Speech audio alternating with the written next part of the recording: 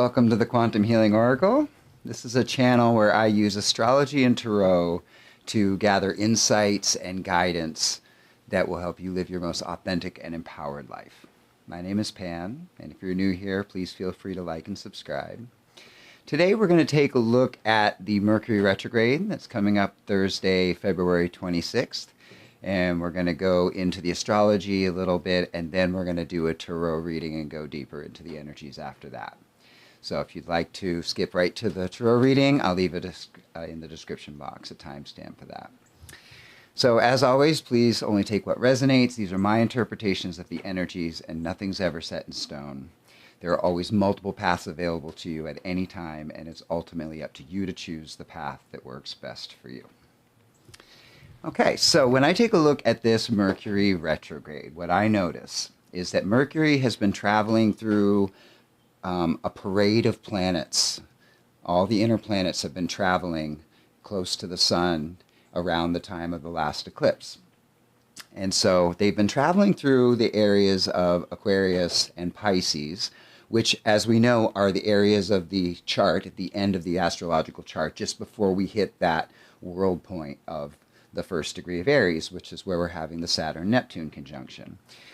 So what I noticed when I read for the solar eclipse on the 17th was that Venus and Mars were on either side of the sun in Aquarius. And I felt that that put a strong emphasis on really getting clear with what our values are in relationship to moving forward. And if you'd like to check out that reading, I'll link it in the description box.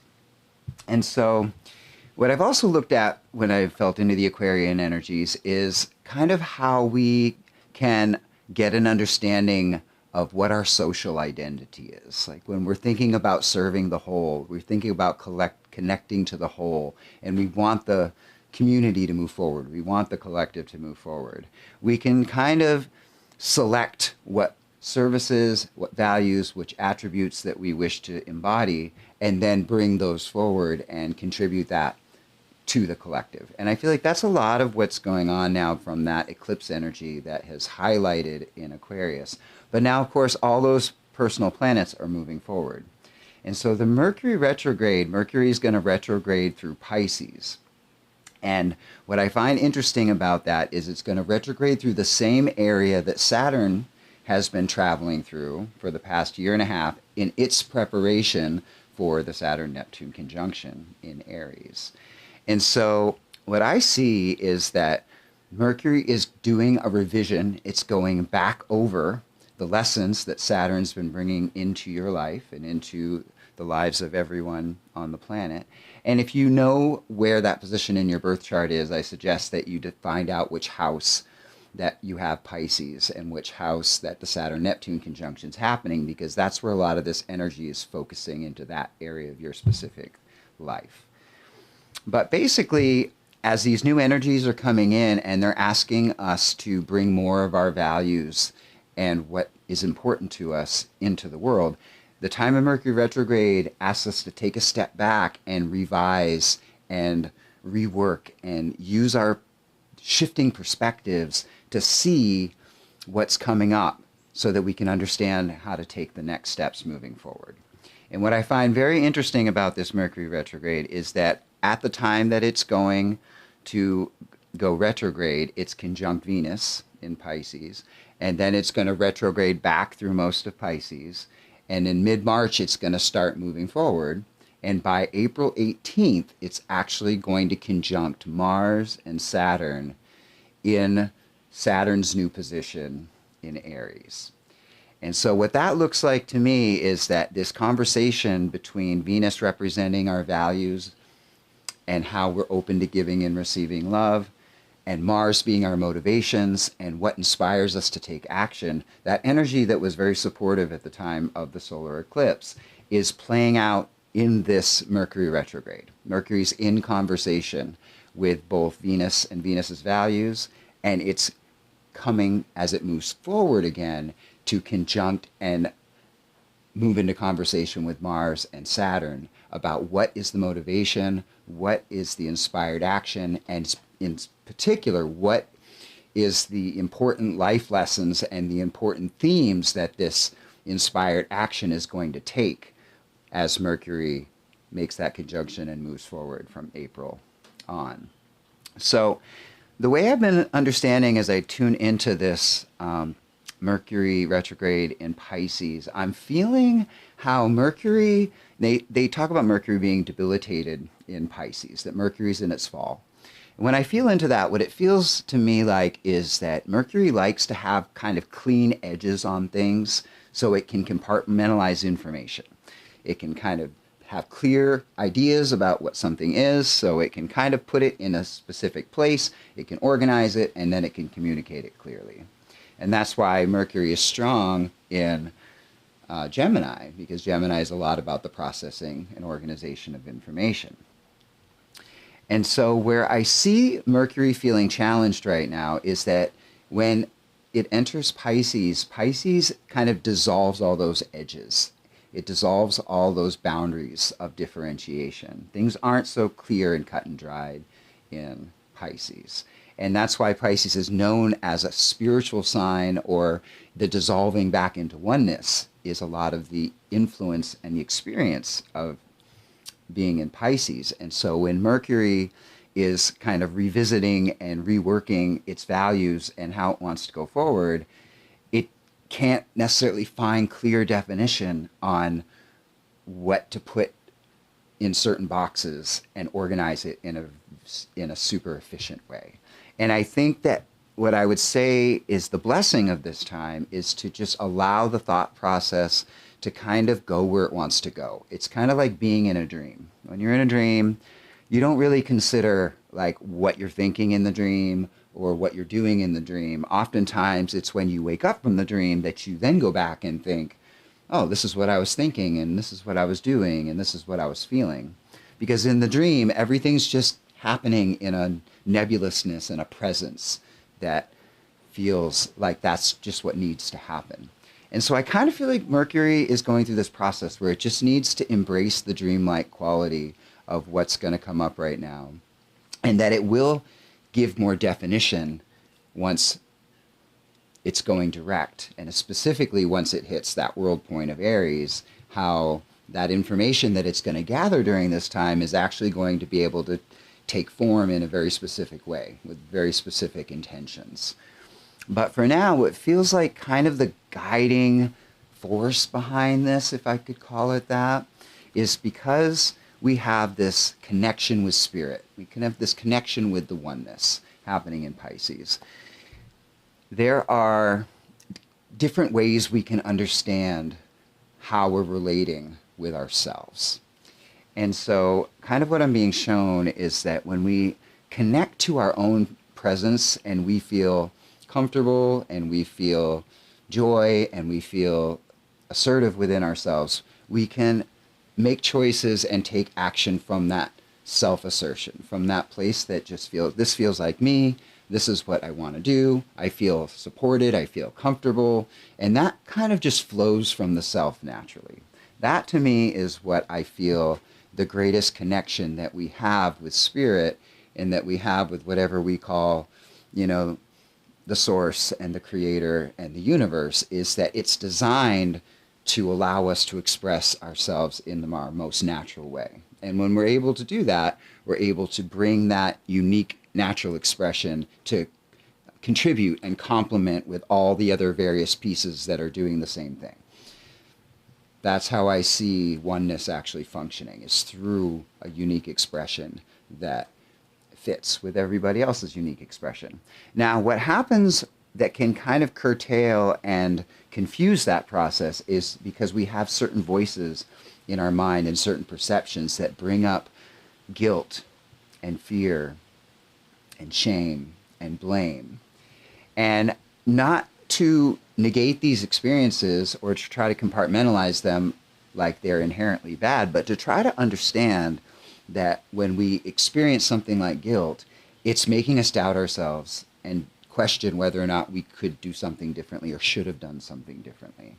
When we experience fear, we are feeling inhibited to go forward with our natural expression because we're afraid of what would happen.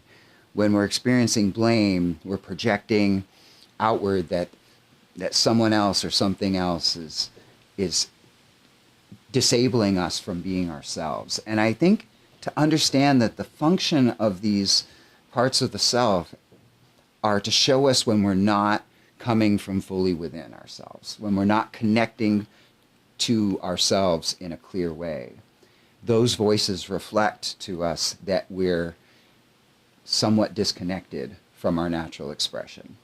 And by using that contrast, that's what I would offer to say that if Mercury's in this dreamlike territory that's just letting all these different thoughts and feelings and ideas come up as it's moving through Pisces, that you can allow yourself to express as much as possible while you're in that moment of expressing. And just notice if there are places that come up that feel more challenging to move forward, where the idea of guilt might present itself, or the feeling of fear might want to hold you back, or the feeling of blame might want to engage the external world in that way.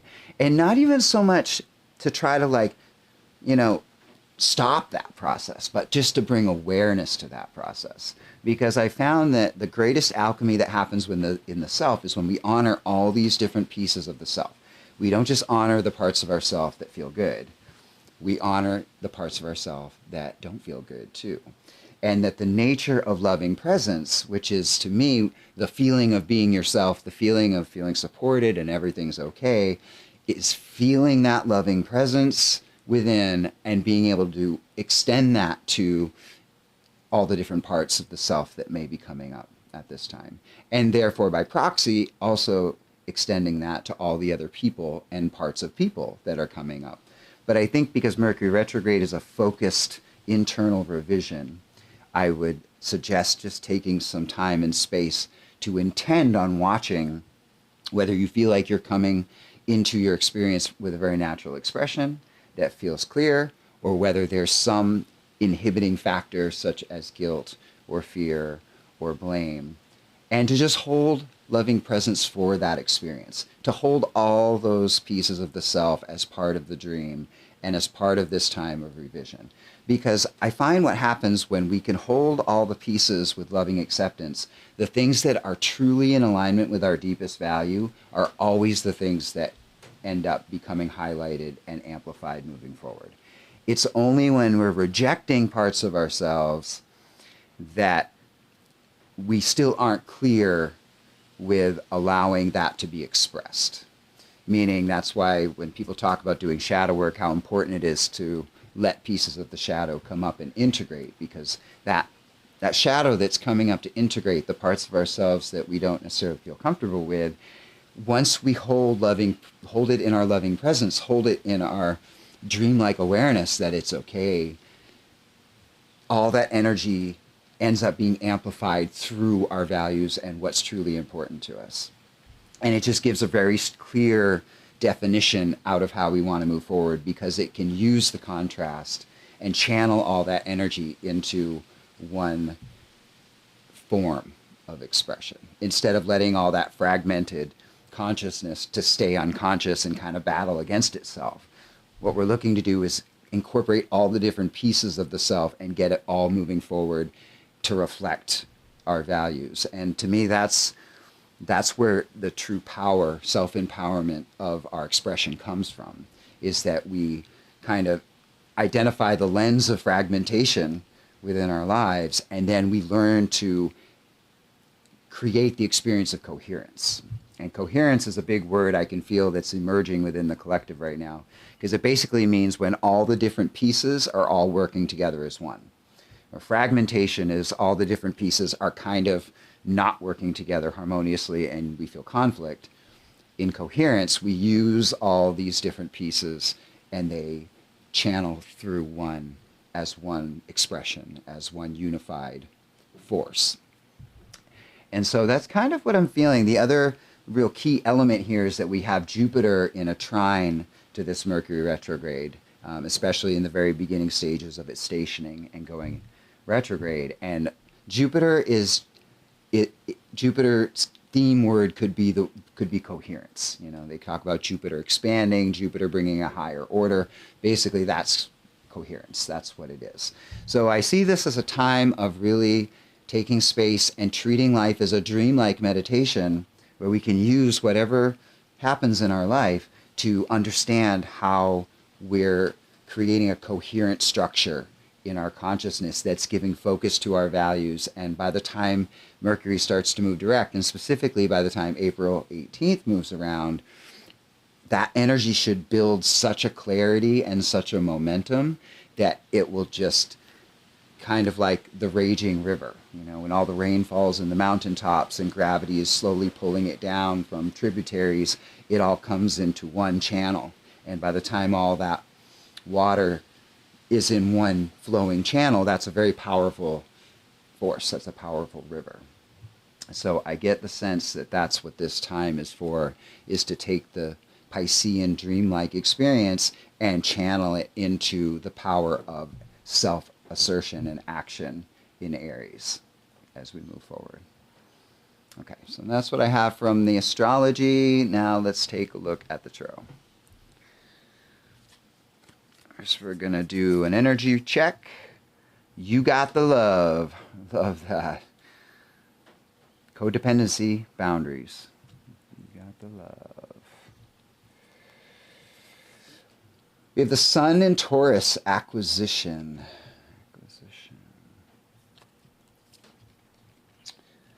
Familiar steps, reoccurring dreams, continuum, reclaimed truths.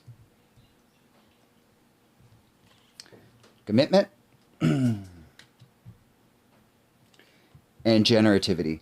This card, generativity, has really been coming out a lot lately. And I like that there's a plant on it. And I just, when I sense into certain energies like this, I can feel the power of nature. I can feel how what makes things grow is a orchestration of all the fundamental forces of creation working together. And that it's effortless, in a sense, for energy to be used by plant life because it's so in alignment with nature. And I think the one thing that we have been missing in humanity is that we've just been so disconnected from nature that everything feels like a struggle. Like, even though, yes, we're still being supported, yes, we still are a part of the whole, our experience has not felt as powerful, and it hasn't felt as fluid because of our disconnection with nature. And so what I'm getting from this energy reading right here is that this is a time, and I like that this came up, reoccurring dreams, reclaimed truths. Like, this is using the dream, understanding the connectivity that we have with energy in our lives. One of the greatest lessons I learned about understanding ourselves as energetic beings is that when you think about chemistry, when you think about how molecules travel together in physics, and when they encounter another molecule, if they want to bond, they exchange certain atoms and then they can bond. And that's an attractive process. That's a process that draws those things together to make an exchange, to create a bond, because they build something bigger by connecting. And then there's certain elements and forces in physics, when they come close, they repel from one another because there is no attraction there. It's the opposite, like oil and water. There's certain things that are just meant to push away. And so to understand ourselves as energetic beings, I feel like when we're clear with ourselves and our own energy, and we're feeling comfortable within ourselves, we can naturally feel what attracts us and what circumstances or relationships or jobs or environments allow us to exchange what needs to be exchanged and create bonds and strengthen the fabric of the collective energy field. But likewise, we also need to feel when something is repelling and pushing us away, and it's just not, we don't fit there. There's nothing that wants to be exchanged, and to allow ourselves to freely move in the other direction.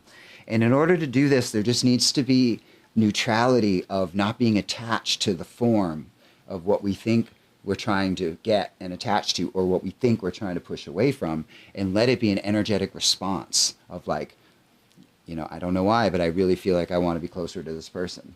Or I don't know why, but I really feel like I just don't want to take this job, to like begin to trust that information that we're receiving from our energy as we engage in this energy field, so that ultimately we can set boundaries that need to be set and recognize that these fields that we do strengthen, that we enter into, these are bonds of affection that we fully choose, and we understand the power of that process. But it's just as important to understand what to have boundaries with and trust the repelling of any energy is vital to understanding what to feel attracted to.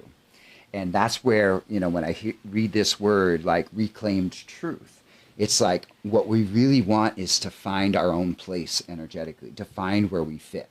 What we call our truth is like, yes, I resonate with this. This is what works for me. This situation, this relationship, this is aligned.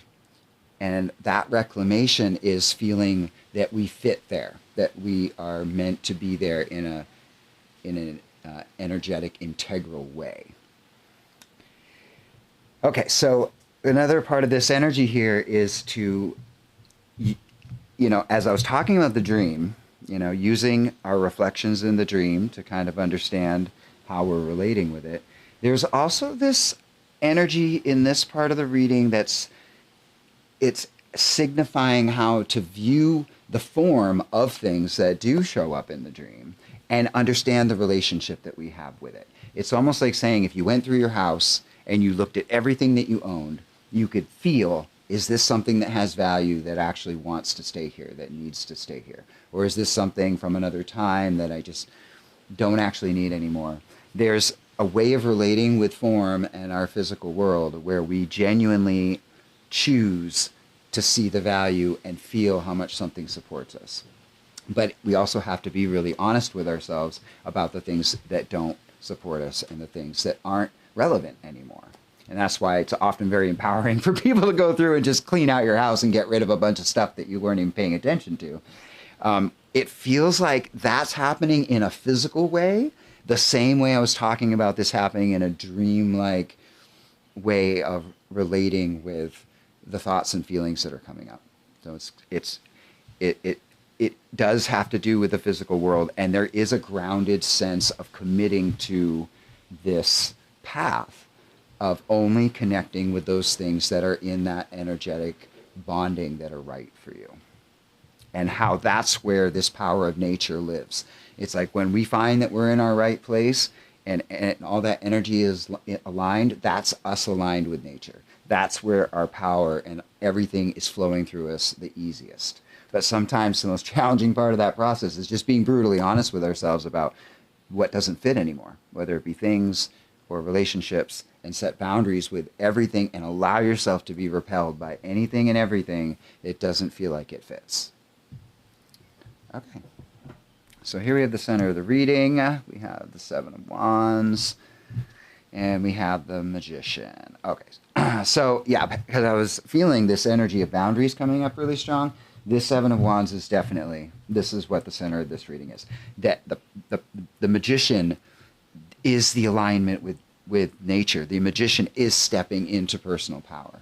The alignment of saying, this is who I am, this is what I'm expressing, and all this energy fits, and I feel how it fits, and we're going to move forward like this. And anything that does not feel right and does not fit that attractive force will be let go of and understood that it needs to have a boundary there. And a lot of what this is showing me is that this is why we've gone through, you know, especially light workers and people on the spiritual path have gone through so many challenging, like hard relationships or challenging circumstances in their life where they're repeating the same kind of lessons over and over again to see where they haven't set the appropriate boundaries.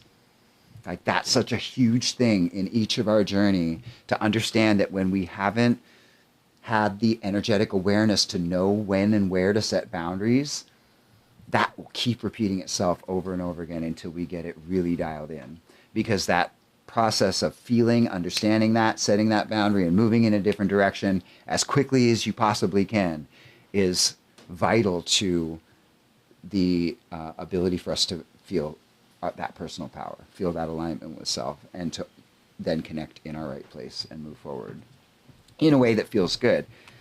Okay, so here we have the past. We have the Six of Cups and the Three of Cups. So this is a great, supportive, emotional energy that's really showing that there's a foundation here of self-validation, being pleased with yourself. Like, I always loved hearing that.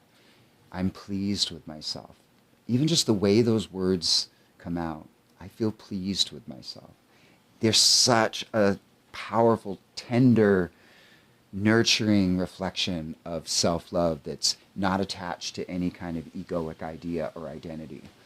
I'm just pleased with who I am. I'm pleased with how I feel about myself in this moment. And that is very much connected to the abundance that we share and the support that we share emotionally with others. And this is kind of what I was saying about all this hard work that we've done into setting boundaries, because when we get ruthless about setting all these boundaries and then all of a sudden we find ourselves in relationships around people that feel good and we feel good about ourselves, it's almost a shock. It's almost like, oh my God, like, I'm not battling, somebody else in a way that like I'm used to. And we all go through stages of this, but this is what this reading is kind of talking about, is building this foundation of being connected with your own energy and feeling that connection to yourself in a way that you feel connected to others, and it feels abundant and it feels self-validating. So it feels full of self-worth and self-connection, which again is going forward with these strong boundaries and this this inner power, this inner alignment. Okay, so as we are moving forward, we have the Prince of Wands, and we have the Temperance card, or it's the Art card in this deck. Okay, so what I love about this energy is that this is creative energy moving forward.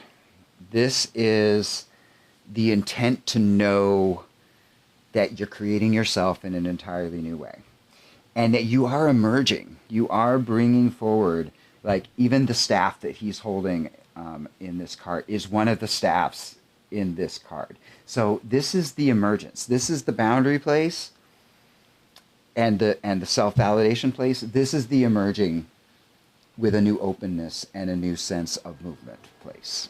Okay?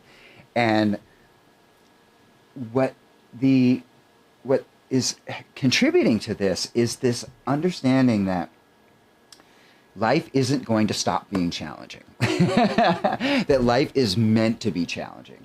It feels overwhelming when we don't quite understand the nature of our challenges, and it feels like we wish it would just stop.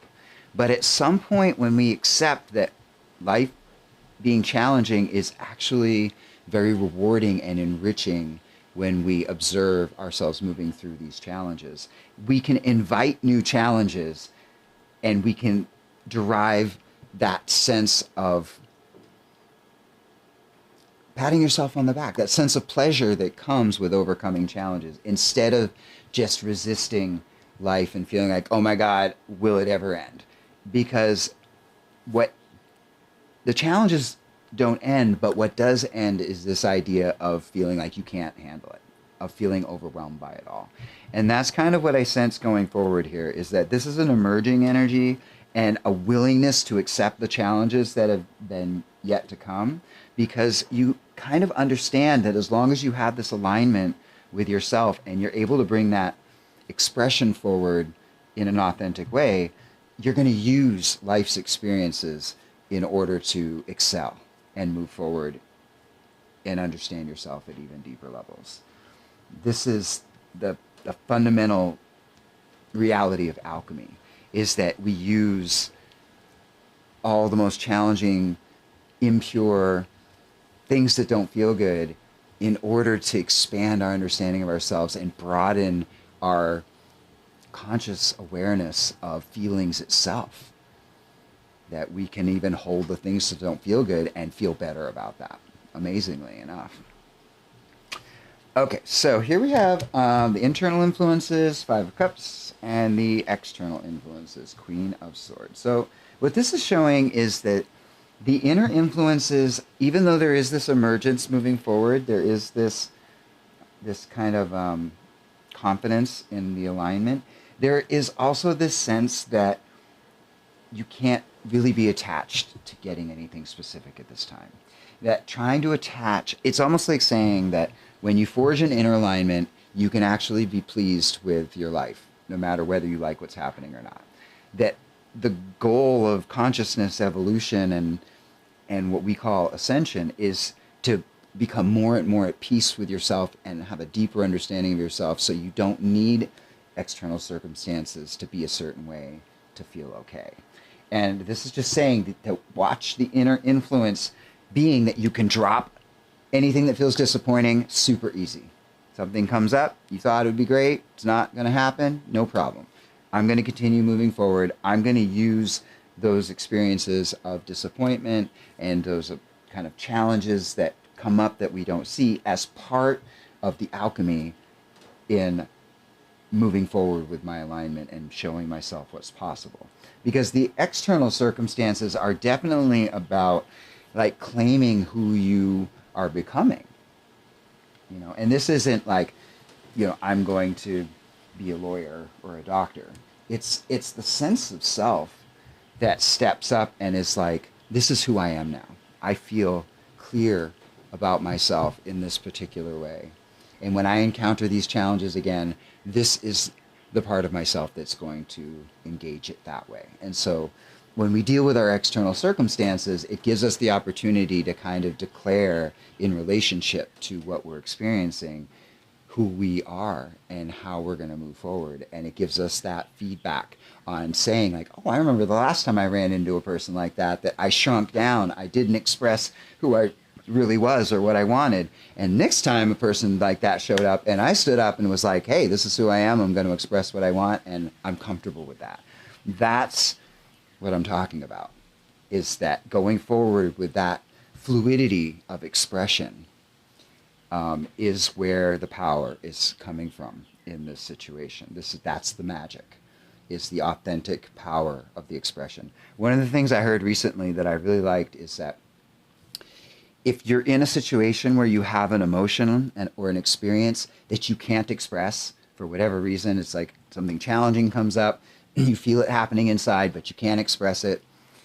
And then it takes a certain amount of time before you can maybe even be honest with yourself that you felt that way or express it to someone else. That time lag, that gap between feeling something and expressing something, that's what shows us where perceptions like guilt and fear and blame live. They live in the gap between having an experience, feeling the experience, and then expressing who you are and what you want and what feels authentic to you. When that process becomes fluid with very little gap, that's when we begin to show ourselves what's possible about this alignment. That's actually what's happening under the surface. It's kind of like the way we reflect on childhood trauma. It's like things happened when we were 5 and so much gap happened between then when we actually were able to feel and process the emotions when we're an adult. That was a huge gap, right? Now something may come up and it may be a day or a week where something happens and you're able to be clear about it and express. That's how much we've grown into our expression and our embodied sense of self. And so as we move forward, we're going to close the remainder of that gap more and more so that we feel so comfortable with ourselves at all times that no matter what happens, we know what's authentic to us and we know how to express in the moment how that experience, or what at least that experience brings up in us, and how we wish to move forward with no hitch, with no holding back, with no denial. Okay? All right. So we have the gateway. This is the gateway that's wanting to be embodied that leads to the outcome. This is the Nine of Swords. So anytime the Nine of Swords comes up in the gateway, this is Mars and Gemini. This is where we want to separate everything out and put a label on it and say, this is good, this is bad, this is what I want, this isn't what I want. You know, this makes sense, this doesn't make sense. whenever we separate out things so far that we're not seeing them as an integral whole, we suffer. We will suffer, and we will feel like we're not getting what we want. We will feel that something's being taken away from us. We will always feel like the thing that's good we can't have, the thing that's bad is inevitable. Like, the nature of the Nine of Swords is to teach us, until we see all sides of something as working together, then we're going to be attached to one side or the other, and therefore be polarized, and therefore suffering is the result of us being polarized and not knowing it. And so when the Nine of Swords comes up, it's a teacher that says, watch the things that make you feel like something's being taken from you. Watch the things that make you feel like that's never going to change, that that person over there is ruining it for everybody, and that that's never going to change. Watch the separations that bring up the sense that you cannot have and live in the reality that you wish to live in. And that shows you that you're attached to polarity, you're attached to a mental construct that is not seeing the totality of who you are and what's actually available. And it's very important to have these things pointed out. In the same way as it's very important to understand how to hold space for the shadow when it comes up and to offer it loving acceptance. It's important to hold space for the despair that comes up in our mind when we're separated from things that we think we can't have, because that teaches us how to integrate and broaden our perspective to incorporate that all things are valid, all things work together, and that, like I was saying before, we don't need to have something a certain way to feel connected to our authenticity and our personal power. When we're connected to our authenticity and our personal power, everything can be just as it is, and we're not feeling threatened or at all, and we don't feel like anything's being taken from us. But as long as we feel vulnerable to having things taken from us, then there's more work to be done. So, kind of making that connection to what I was saying earlier about the holding space for guilt and shame and fear. This gateway is definitely holding space for the things that you feel like you can't have, the things that cause you suffering, the things that are taken away. Hold space for it. Bring it into the field of loving acceptance. I've even started this mantra lately where I say consciously, I am opening to receive in the field of loving acceptance. And I allow anything to come in that wants to come in. But I consciously take my awareness and like see it as I'm going to hold whatever's here in loving acceptance, whether I like it or not. With no other, nothing needs to happen. Just to affirm to myself that I have that capacity to hold things I don't like necessarily and be with it and hold it in a presence of loving acceptance rather than judging it, denying it, acting on it in some way that creates more separation and more fear and more disconnection. Okay, so here is the outcome of this reading. We have the Princess of Wands. So this is really great because we have this strong Wands energy here. Wands is the movement of spirit. This is about standing up for oneself, setting energetic boundaries. This is about moving forward and weaving this alchemy of emergence, using life and what's available in order to bring the energy forward. This is holding space for even the parts of ourselves that are still suffering along the way. And this outcome is the transcendence of our limitations. This is where we watch ourselves expand beyond what we were too afraid to express before. This is exactly what I was talking about, noticing that gap in expression where we hold ourselves back when we feel something and we feel like we can't move forward. This is when we feel like we're moving forward. And we can notice, wow, in the past that would have totally held me back. But now I can move forward because I feel more at peace with myself. Okay, that's really the key. The key power to all of this is feeling aligned and at peace with the authentic self and its capacity to express without filter, without censoring itself. Okay, so we have a few more cards here. We're going to look at this layer of the reading.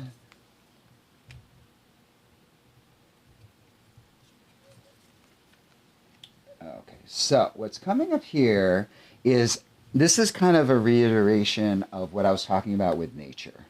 How in this reality,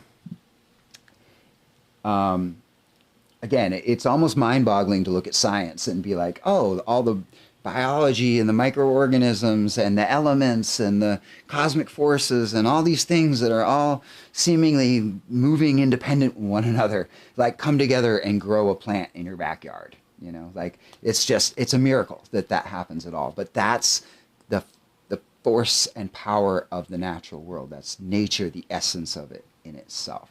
And how I was talking about this dream, right? Like navigating the dream and letting things come up and just, you know, instead of interpreting everything in the moment, just learning how to hold space for everything.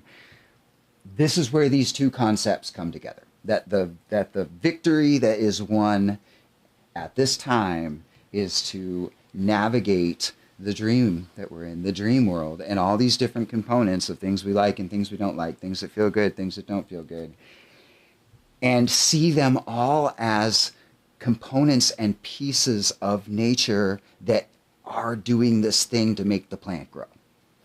That presence, just like we can hold space in our backyard for all these cosmic forces to grow the plant, like the universe is holding space for us and all these cosmic forces that we call thoughts and feelings and emotions and energies to grow and expand into a bigger form. And this is, yeah, this definitely feels like the power of our evolution is woven into seeing life as an expression of nature expressing itself in a dreamlike way. That this reality is just a very physical feeling dream, but at its essence, the force of nature and the complexity and diversity of all things is functioning in coherence all the time. And it's just teaching us how to hold space for ourselves and to do that within ourselves and to feel how we're a part of that. And that's where, when we start to notice the guilt and the fear and the blame, that's where we're noticing ourselves pulling ourselves out of coherence. We're pulling ourselves out of nature. And we don't have to try to separate ourselves and cut those parts out and heal it away, but we do need to notice where we have an inclination of finding ourselves separate from nature, and then bringing it all back into the fold, bringing it all and seeing that even the shadow is part of coherence in a larger context. Okay? Okay, so here we have lineage, and we have the radiant feminine. Okay, so this is clear. This layer of the reading is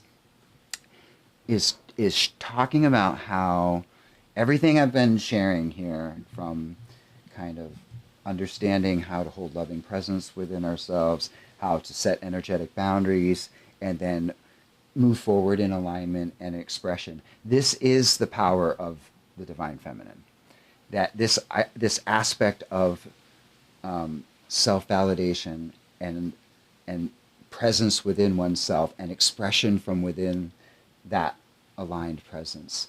Like, that is the power of the divine feminine that has been sublimated and forgotten on this planet.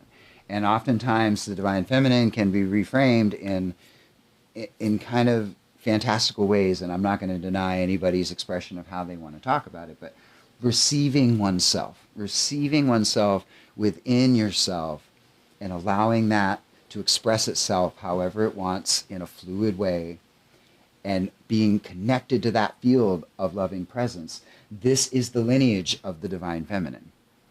This is what the divine feminine is responsible for in creation. This is what it passes down and teaches the attributes of every generation, of every species on every planet and everywhere of all of creation. And it's just been that in this particular region of the universe and in creation, there's been some severe distortions around understanding how to receive and hold space for your authentic self. And it's manifested as all of these kind of nightmarish distortions in our external world. And what the divine feminine is trying to teach us is that if we want to correct all these distortions in our reality externally, we have to correct the distortions in our consciousness that is challenged in holding that field of loving acceptance for oneself and for everybody and everything else. And this is that mirror reflection, that as the internal state is realigned and changes, the external reflection of the world will have to come into alignment with that new inner state.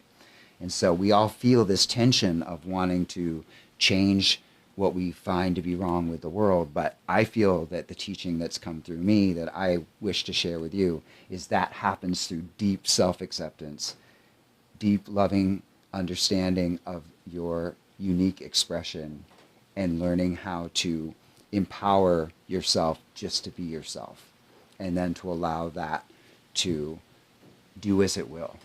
And there's no need to control external circumstances or save the world or change anything in that way, because that power of alignment will show you how nature is in charge of coherence, and it's nature that will bring everything back online in balance. And what our only job is to realign with our own nature, so we become a conduit of nature and are used as a tool for coherence. We establish coherence within ourselves, and then we're utilized by nature itself as an element of establishing coherence in a system that has been functioning under some limitations and distortions. Okay? So I have one last card here. This is from the Rumi Oracle. This is Sacred Soul Sister. I'm going to read this from the book. 37.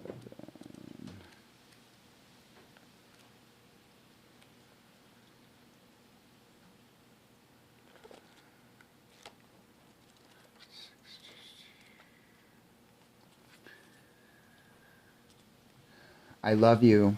I am your other self. I am with you always, your partner on this soul journey. I am the you that you do not see. I am the you that speaks through intuition and instinct. I whisper and sing and shout my crazed truth-telling to you through your dreams, through your body. I am the you that is wise, that trusts in life, that knows. I am the you that sees reality rather than appearance. I am the you that knows how to be happy and free. There is a valid point of view that we travel this path of our life journey alone. Our deepest descents into the psyche happen alone. We meet death alone and come into the world alone. And yet there is a vaster perspective that we are never alone, that it would be impossible to really be alone.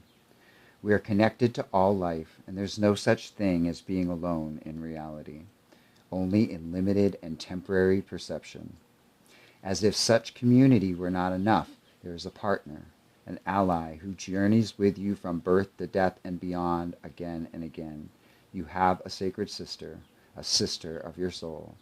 She weaves the stories of truth through dreams and insights that come upon you as if from nowhere.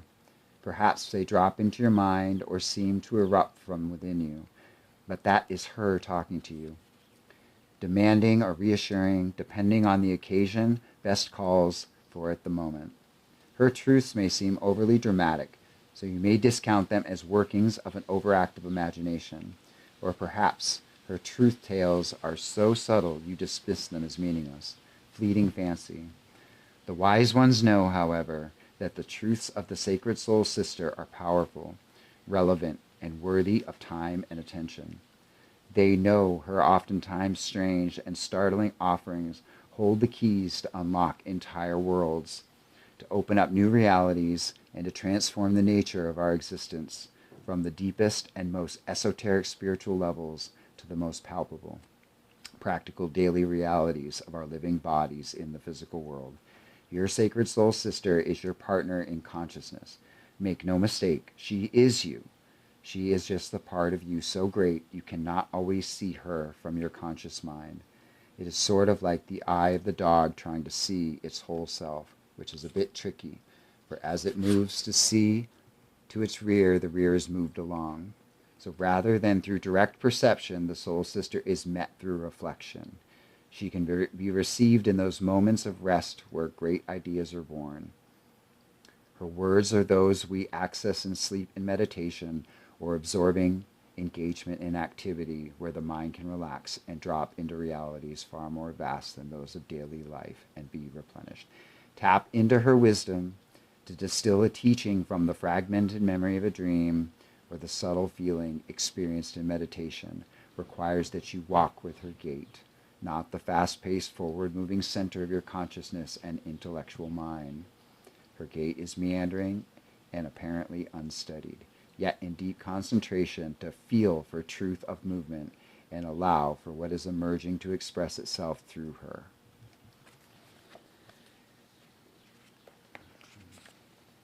Yeah, what really struck me, I am the one that sees reality rather than appearance. I am the one who knows how to be happy and free. I feel like there's great power in that idea, that this inner state of consciousness, when we're connected with ourselves in loving presence, that is the reality. That is the reality of unconditional love, of eternal presence and existence. And it's always within us. It's not something that can come and go. And when we focus on the form, we focus on our external circumstances too much, it's pulling us out of that presence. It's pulling us out of that place where the ultimate reality is occurring. And it's making us think that the ultimate reality is this world around us. And that's the great receptivity and power of the divine feminine, is to understand that receiving oneself and being present within oneself and receiving the visions and dreams in this Mercury retrograde in Pisces and all the subtle ways it wants to present whatever it wants to present, that is spirit with you, sharing with you, communing with you. That's the reality, that we're here all the time, surrounded and supported by others in love. And the more we practice being in that place and affirming to ourselves that that is the ultimate reality, the more we can allow the external world and its form to change and do what it wants to do without feeling that we're being threatened. Okay? So I would say take this time to set up whatever practice that you need to allow that dream to unfold.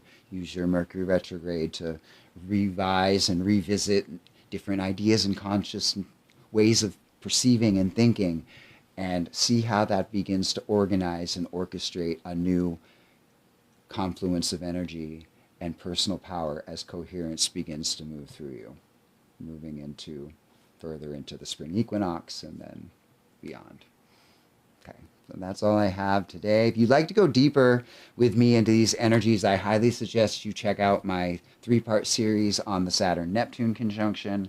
I received a really big download about how to transmit and understand the shift in our collective consciousness that's happening right now. And if you'd like to reach out to me for a personal reading, you'll find my email in the description box. And again, thank you for joining me in this space. I appreciate all of you, and I'll see you next time.